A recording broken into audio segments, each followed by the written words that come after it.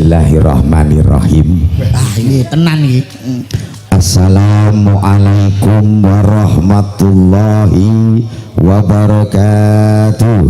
Waalaikumsalam warahmatullahi wabarakatuh. Kok malah guyu cengengesan. Aku dhewe gak percaya karo suaraku. Wis ganteng suarane apik. Telek. Ini piye mau Mas Kangko? Wis ganteng suarane apik jare. Alah, modele raine kok sak ciduk dawet tadi muni ganteng iki lho. Lho ngguri ngerti dhewe to. Piye? Kene lagi metu lho ya kaya Gus Idam ya. Aku teh wong padha njaluk foto mah ngerti kok. Njaluk Bareng komet iki mang padha njaluk ibu-ibu ono komet njaluk foto jejer bareng ono fotone didelok terus dihapus neh mang lho Met. Dihapus wong kliru kok dadine ra cetha.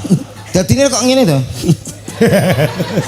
Wong tengen. Lah perkarane kono njaluk foto tang anu gagi-gagi rada cepet-cepetan karo ngemi anake. Lah ya. Ngene lah kok pas foto mana. Aku ya rada ngene dadi. Dadine ya ngene.